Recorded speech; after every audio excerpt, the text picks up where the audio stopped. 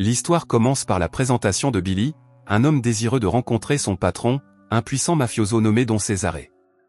À l'arrivée de Billy, un petit malentendu dégénère rapidement en une vive dispute entre lui et Cesare, qui manque de dégénérer en violence. Heureusement, Nicky Donatelli, le fidèle bras droit de Billy, intervient et parvient à calmer tout le monde, désamorçant ainsi la tension. Après avoir réglé leurs différends, Billy et Nicky quittent la résidence de César, qui poursuit son dîner entouré de ses fidèles hommes de main. Peu après, Frank Castle, un mystérieux et mortel justicier, fait irruption dans la maison de César. Il abat sans pitié tous ceux qui se trouvent sur son chemin, faisant un carnage, y compris César lui-même. À l'extérieur, 2 policiers surveillent la maison lorsqu'ils entendent soudain des coups de feu. L'un d'eux, Safiotti, se précipite à l'intérieur pour enquêter et tombe nez à nez avec Frank qui s'apprête à s'enfuir. Safiotti sort son arme mais hésite lorsqu'il se rend compte que l'homme en face de lui est le célèbre Frank Castle. Au lieu de l'arrêter, Safiotti laisse Frank s'enfuir, lui donnant même les clés de la voiture pour qu'il s'échappe plus vite. Pour dissimuler son geste, Safiotti se donne un coup de poing dans le nez, ce qui le fait saigner, et prétend que Frank l'a attaqué. Pendant ce temps, ailleurs, 3 jeunes hommes du gang urbain Free Flow rendent visite à Billy dans son quartier général. Ces hommes sont des trafiquants de drogue en qui Billy a confiance car ils sont compétents et fiables. Cependant, Billy et ses hommes ignorent que Frank Castle a déjà infiltré leur base. Frank élimine silencieusement le poste de garde à l'extérieur et s'installe à l'intérieur, où il poursuit son assaut brutal sur les hommes de main de Billy. Dans le chaos, Frank tue accidentellement Nicky, qui s'avère être un agent du FBI sous couverture. Frank et Billy s'affrontent dans une fusillade féroce et, dans le chaos, Billy trébuche et tombe dans une voiture qui s'écrase. L'accident le laisse horriblement défiguré, le visage gravement mutilé.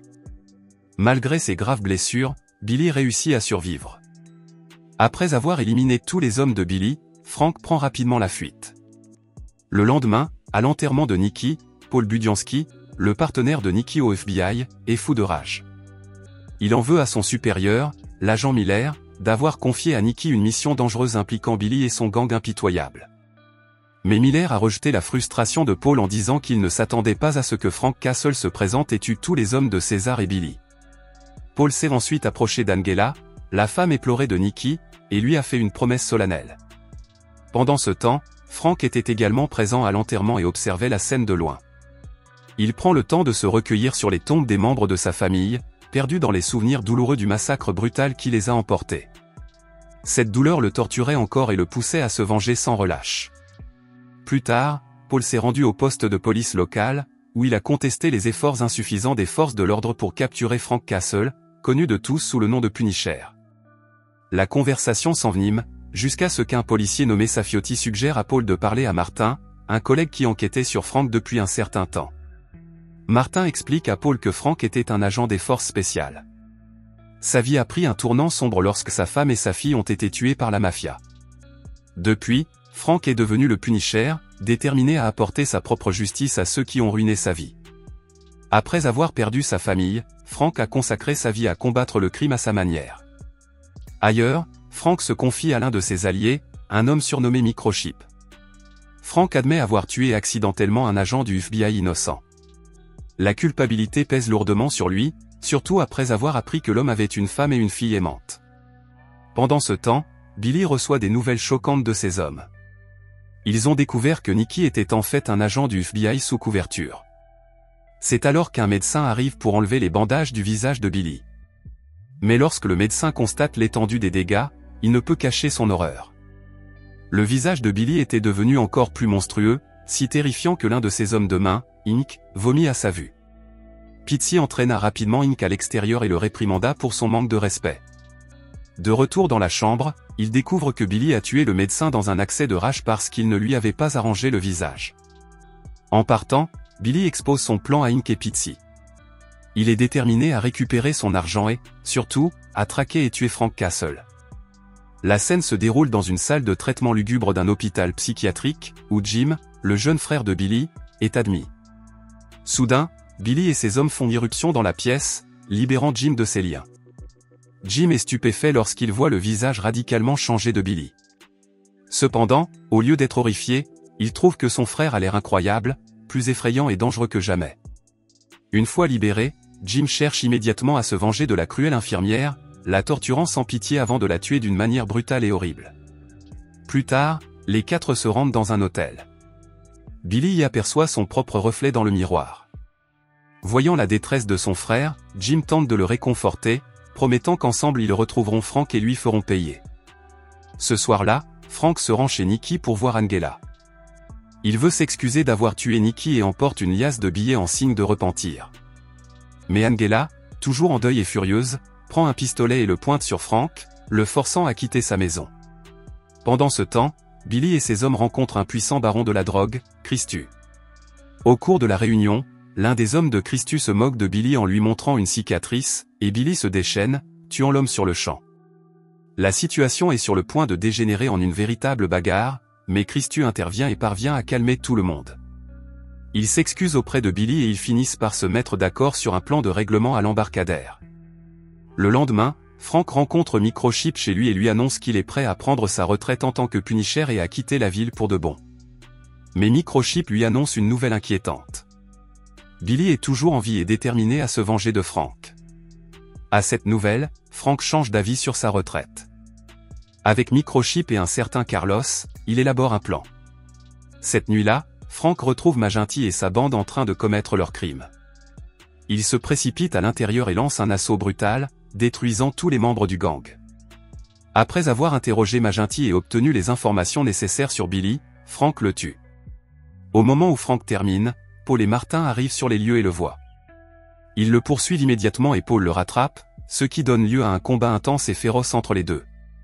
Au cours de la bagarre, Frank parvient à maîtriser Paul et à le faire tomber à terre.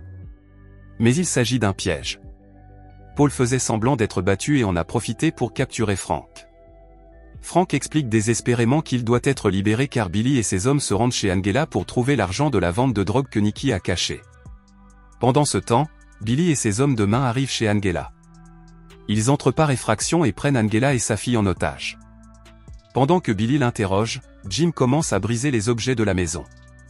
Angela, terrifiée et désireuse de protéger sa fille, révèle que son défunt mari avait un coffre-fort dans leur chambre et qu'il leur a donné le code pour l'ouvrir. Pendant ce temps, Paul arrive devant la maison et dit à Martin de garder un œil sur Frank, qui est toujours menotté sur le siège arrière de leur voiture.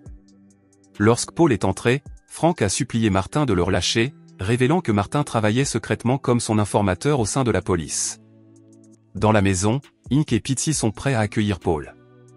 Ils le menacent, l'avertissant que tout geste brusque mettrait en danger Angela et sa fille. Billy, furieux de découvrir que le coffre ne contient pas l'argent qu'il cherchait, perd son sang-froid et provoque une agitation à laquelle Jim se joint avec enthousiasme. Pitsy, entendant le bruit, ordonne à Ink de monter à l'étage et de vérifier la situation. Mais avant qu'Ink ne puisse réagir, Frank fait irruption et l'assomme dans un combat acharné. Paul en profite pour saisir son arme et viser Pitsy, mais Frank agit plus vite en tuant Pitsy pour protéger tout le monde. C'est alors que Billy et Jim se précipitent dans les escaliers et tirent sur Paul. Paul a dû esquiver leurs tirs, ce qui a permis à Frank de s'enfuir avec Angela et sa fille. Billy et Jim ne sont pas allés bien loin. Paul et Martin ont réussi à les rattraper et les ont emmenés au poste de police. Pendant ce temps, Frank a emmené Angela et sa fille dans une cachette sûre. Là, il a réconforté la fille d'Angela en lui donnant quelques vieux jouets de sa fille, essayant de faire sourire l'enfant. Billy et Jim sont ensuite emmenés au siège du FBI, où l'agent Miller leur fait une proposition. S'ils acceptent d'aider le FBI à attraper Christu et son gang, ils seront libérés. Billy et Jim acceptent sans hésiter. Les deux frères se rendent alors au port en prétendant conclure un marché avec Christu. Les agents du FBI étaient à l'affût, prêts à tendre une embuscade à Christu et à ses hommes. Avec l'aide de Billy et Jim, le FBI parvient à arrêter Christu et, fidèle à sa parole, relâche les frères. L'agent Miller ne s'arrête pas là. Il a également fourni à Billy des informations sur Microchip, l'un des plus proches alliés de Frank Castle. Dans un autre quartier de la ville, Carlos informe Frank que Microchip ne peut pas le rencontrer car sa mère est très malade. Frank demande à Carlos de s'occuper d'Angela et de sa fille pendant qu'il va voir Microchip. Lorsque Frank arrive à la maison de Microchip, il découvre une scène déchirante. La mère de Microchip est morte dans des circonstances tragiques et Microchip lui-même est introuvable. Alarmé, Frank se précipite vers sa cachette et découvre Carlos gravement blessé et s'accrochant à peine à la vie. Il se rend compte que Jim a kidnappé Angela et sa fille. Pendant ce temps, Billy et Jim ont mis au point un plan cruel. Ils comptaient utiliser Microchip, Angela et sa fille comme cuisiniers pour piéger Frank et le tuer. Frank rencontre bientôt Paul, qui lui révèle que Billy et Jim ont été libérés.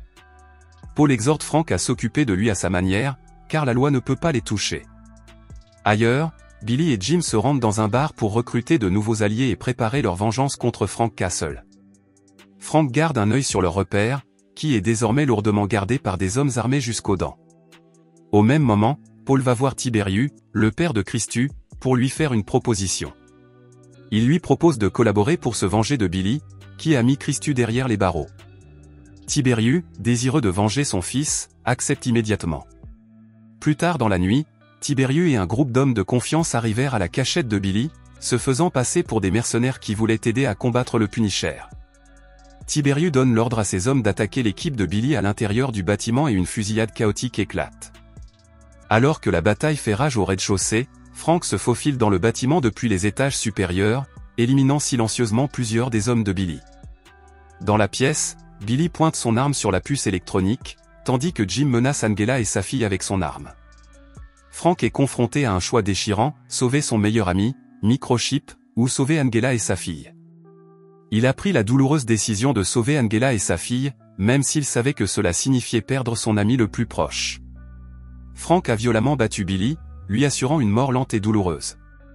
Paul, qui sait que la police va bientôt arriver, demande à Frank de partir rapidement. Angela, reconnaissante et indulgente, serre Frank dans ses bras et lui dit qu'elle lui pardonne ce qui s'est passé.